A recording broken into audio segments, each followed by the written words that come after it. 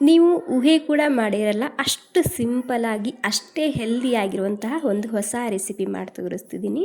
1 cup ಆಗುವಷ್ಟು ರಾಗಿ ಹಿಟ್ಟು ತೊಗೊಂಡಿದ್ದೀನಿ. ಅದಕ್ಕೆ ಅದೇ ಕಪ್ಪಿಲೆ ಒಂದು ಅರ್ಧ ಕಪ್ ಆಗುವಷ್ಟು ನೆನೆಸಿದಂತಹ ಹೆಸರು ಬೇಳೆನ ಹಾಕ್ತಿದ್ದೀನಿ. ಒಂದು 2-3 ಗಂಟೆ ನೆನೆಸ್ಕೊಂಡು ತೊಗೊಂಡಿದ್ದೀನಿ. ಹಾಗೆ ಸಣ್ಣದಾಗಿ ಕಟ್ ಮಾಡಿದಂತಹ ಈರುಳ್ಳಿ ಮತ್ತು ಖಾರಕ್ಕೆ ಎಷ್ಟು ಬೇಕಾ ಅಷ್ಟು ಹಸಿಮೆಣಸಿನ್ಕಾಯಿ ಸೇರಿಸ್ತಿದ್ದೀನಿ. ಕಟ್ ಮಾಡಿ ಕೂಡ ಹಾಕೋಬೋದು, ಪೇಸ್ಟ್ ಕೂಡ ಹಾಕೋಬೋದು. ಕರಿಬೇವಿನ ಸೊಪ್ಪು ಹಾಕ್ತಿದ್ದೀನಿ ಒಂದು ಸ್ವಲ್ಪ. ಹಾಗೆ ಕ್ಯಾರೆಟ್ ಹಾಕ್ತಿದ್ದೀನಿ. ನಾನಿಲ್ಲಿ ಕ್ಯಾರೆಟ್ ಸ್ವಲ್ಪ ಜಾಸ್ತಿನೇ ಹಾಕ್ಕೊಂಡಿನಿ. ಈ ರೀತಿ ತುರಿದು ಸೇರಿಸಬೇಕು. ನಂತರ ಇದಕ್ಕೆ ಹಸಿ ಕೊತ್ತಂಬರಿ ಸೊಪ್ಪು ಸೇರಿಸ್ತಿದ್ದೀನಿ ಒಂದು ಸ್ವಲ್ಪ. 1 ಚಮಚ ಜೀರಿಗೆ, ರುಚಿಗೆ ಬೇಕಾದಷ್ಟು ಉಪ್ಪು ಹಾಕ್ತಿದ್ದೀನಿ. ಇಲ್ಲಿ ನಾನು ಪನ್ನೀರ್ ಕೂಡ ಸೇರಿಸ್ತಿದ್ದೀನಿ. ಪನ್ನೀರ್ ಇಲ್ಲ ಅಂದರೆ ಸ್ಕಿಪ್ ಕೂಡ ಮಾಡ್ಬೋದು. ಪನ್ನೀರ್ ಹಾಕೋದ್ರಿಂದ ತುಂಬಾ ರುಚಿಯಾಗಿರುತ್ತೆ ಮತ್ತು ತುಂಬ ಹೆಲ್ದಿಯಾಗಿರುತ್ತೆ ಈ ರೆಸಿಪಿ. ಬೇಕಿದ್ರೆ ಸ್ಕಿಪ್ ಕೂಡ ಮಾಡ್ಬೋದು. ಸೊ ಮೊದಲಿಗೆ ಇದನ್ನು ಹಾಗೆಯೇ ನೀಟಾಗಿ ಒಂದು ಸಲ ಮಿಕ್ಸ್ ಮಾಡ್ಕೊಂಡು ತೊಗೋಬೇಕು. ಯಾಕಂದರೆ ಇದರಲ್ಲಿ ಜಾಸ್ತಿ ತರಕಾರಿನೇ ಇದೆ. ಈ ತರಕಾರಿ ಮೊದಲಿಗೆ ಮಿಕ್ಸ್ ಮಾಡ್ಕೋಬೇಕು, ನೀರೆಲ್ಲ ಬಿಟ್ಕೊಳ್ಳುತ್ತೆ. ಬೆಳಗಿನ ಬ್ರೇಕ್ಫಾಸ್ಟ್ಗೆ ಅಥವಾ ರಾತ್ರಿ ಊಟಕ್ಕೆ ಅಥವಾ ಮಕ್ಕಳ ಟಿಫಿನ್ಗೆ ಈ ರೆಸಿಪಿನ ಮಾಡಿ ಹಾಕ್ಬೋದು. ಸೂಪರಾಗಿರುತ್ತೆ ಟೇಸ್ಟು. ಹಾಗೆ ಇಲ್ಲಿ ಹಿಟ್ಟಿನ ಕ್ವಾಂಟಿಟಿಗಿಂತ ನಾನಿಲ್ಲಿ ತರಕಾರಿ ಕ್ವಾಂಟಿಟಿಯೇ ಜಾಸ್ತಿ ಹಾಕ್ಕೊಂಡಿನಿ. ಮತ್ತು ನಿಮಗೆ ಇಲ್ಲಿ ಪಾಲಕ್ ಸೊಪ್ಪು, ಮೆಂತ್ಯ ಸೊಪ್ಪು ಇಷ್ಟ ಇದ್ದರೆ ಅದು ಕೂಡ ಆ್ಯಡ್ ಮಾಡ್ಕೋಬೋದು, ಅಥವಾ ಬೇರೆ ತರಕಾರಿ ಇಷ್ಟ ಇದ್ದರೆ ಅದು ಕೂಡ ಆ್ಯಡ್ ಮಾಡ್ಕೋಬೋದು. ಬೀಟ್ರೂಟ್ ಅಥವಾ ಕ್ಯಾಬೇಜ ಅದು ಕೂಡ ಹಾಕೋಬೋದು ನೀವು ಇದರಲ್ಲಿ. ಇಲ್ಲಿ ಇವಾಗ ಹಿಟ್ಟು ನಾದೋದಕ್ಕೆ ನಾನು ಫುಲ್ ಕುದಿಯುವಂತಹ ನೀರು ಹಾಕಿ ಹಿಟ್ಟನ್ನ ನಾದ್ತಿದ್ದೀನಿ. ನಾರ್ಮಲಾಗಿ ಥಾಲಿಪೀಠ ಮಾಡೋದಕ್ಕೆ ಅಥವಾ ರೊಟ್ಟಿ ಮಾಡೋದಕ್ಕೆ ಯಾವ ರೀತಿ ಮಿಕ್ಸ್ ಮಾಡ್ಕೊತೇವಲ್ಲ ಅದೇ ರೀತಿಯಾಗಿರಬೇಕು. ಜಾಸ್ತಿ ಗಟ್ಟಿನೂ ಇರಬಾರ್ದು, ಜಾಸ್ತಿ ಸಾಫ್ಟ್ ಕೂಡ ಇರಬಾರ್ದು. ಆ ರೀತಿ ಬಿಸಿನೀರನ್ನ ಹಾಕ್ಕೊಂಡು ಇಲ್ಲಿ ಹಿಟ್ಟನ್ನ ನಾದ್ಕೋಬೇಕಾಗುತ್ತೆ, ಅಂದರೆ ಹಿಟ್ಟನ್ನ ಕಲಿಸ್ಕೋಬೇಕಾಗುತ್ತೆ.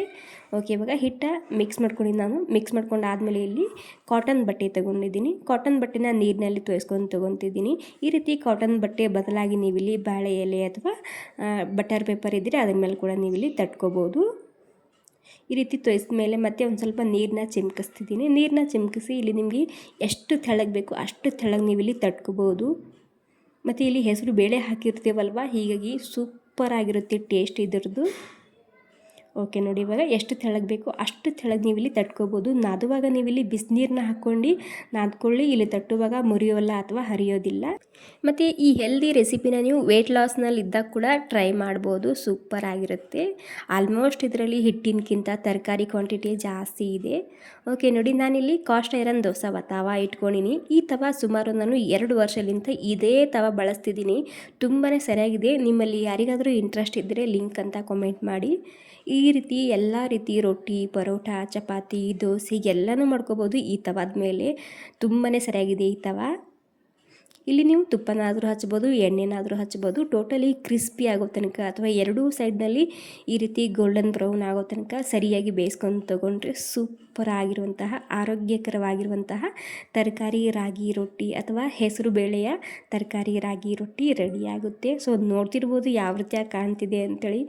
ಸೂಪರ್ ಅಂದರೆ ಸೂಪರಾಗಿರುತ್ತೆ ಟೇಸ್ಟು. ಸ್ವಲ್ಪ ಬಿಸಿ ಇರುವಾಗ ಮೇಲೆ ತುಪ್ಪ ಹಾಕ್ಕೊಂಡು ನೀವು ಹಾಗೆ ಕೂಡ ತಿನ್ಬೋದು, ಅಷ್ಟು ರುಚಿಯಾಗಿರುತ್ತೆ. ಓಕೆ ನೋಡಿ, ಇಲ್ಲಿ ಸೆಕೆಂಡ್ ರೊಟ್ಟಿ ಕೂಡ ನಾನು ರೆಡಿ ಮಾಡಿ ಇಟ್ಕೊಂಡಿನಿ. ನೀವು ನೋಡ್ತಿರ್ಬೋದು, ನೋಡ್ದೇ ನಿಮ್ಗೆ ಗೊತ್ತಾಗ್ತಿರ್ಬೋದು ಯಾವ ರೀತಿಯಾಗಿ ಬಂದಿದೆ ಅಥವಾ ಯಾವ ರೀತಿಯಾಗಿ ಕಾಣ್ತಿದೆ ಅಂಥೇಳಿ. ವಾವ್, ನೋಡಿ ಏನು ಸಖತ್ತಾಗಿ ಬಂದಿದೆ ಅಲ್ವಾ. ನೀವಿದು ಮಕ್ಕಳ ಟಿಫಿನ್ಗೆ ಮಾಡೋದಾದರೆ ಏನು ಮಾಡಿ, ರಾತ್ರಿಯೇ ಹಿಟ್ಟನ್ನ ಕಲಸಿಡ್ಬೋದು, ಫ್ರೀಜ್ನಲ್ಲಿ ಎತ್ತಿಡ್ಬೋದು. ಬೆಳಗ್ಗೆ ಈ ರೀತಿ ಒಂದು 10 ನಿಮಿಷದಲ್ಲಿ ಥಾಲಿಪೀಠ ಅಥವಾ ಈ ರೀತಿ ರೊಟ್ಟಿನ ಮಾಡಿ ಹಾಕ್ಬೋದು. ವಾವ್ ನೋಡಿ, ಸೂಪರಾಗಿದೆ. ವೆಯ್ಟ್ ಲಾಸ್ನಲ್ಲಿದ್ದಾಗ ಕೂಡ ಮಾಡ್ಕೊಂಡು ತಿನ್ಬೋದು. ಮೊಸರು, ಕೆಚಪ್ಪು ಅಥವಾ ಶೇಂಗಾ ತಿಂಡಿ ಇದ್ದರೆ ಅದ್ರ ಕೂಡ ನೀವು ಇದನ್ನು ತಿನ್ಬೋದು. ಅಥವಾ ಬಿಸಿ ಬಿಸಿ ಇರುವಾಗ ಮೇಲೆ ಒಂದು ಸ್ವಲ್ಪ ತುಪ್ಪ ಹಾಕ್ಕೊಂಡು ಹಾಗೆ ಕೂಡ ತಿನ್ಬೋದು. ಪ್ಲೇನ್ ರಾಗಿ ರೊಟ್ಟಿ ಇಷ್ಟ ಇಲ್ಲ ಅಂದರೆ ಈ ರೀತಿ ಸಿಂಪಲಾಗಿ ವೆಜಿಟೇಬಲ್ ಹಾಕಿ ರಾಗಿ ರೊಟ್ಟಿನ ಮಾಡಿ ನೋಡಿ. ಮಕ್ಕಳಿಗೆ ಕೂಡ ತುಂಬಾ ಇಷ್ಟ ಆಗುತ್ತೆ. ಈ ಹೆಲ್ದಿ ರೆಸಿಪಿ ನಿಮಗೆ ಸ್ವಲ್ಪನಾದರೂ ಇಷ್ಟ ಆಗಿದ್ರೆ ಒಂದು ಲೈಕ್ ಮಾಡಿ. ಥ್ಯಾಂಕ್ ಯು ಸೋ ಮಚ್ ಎಲ್ರಿಗೂ.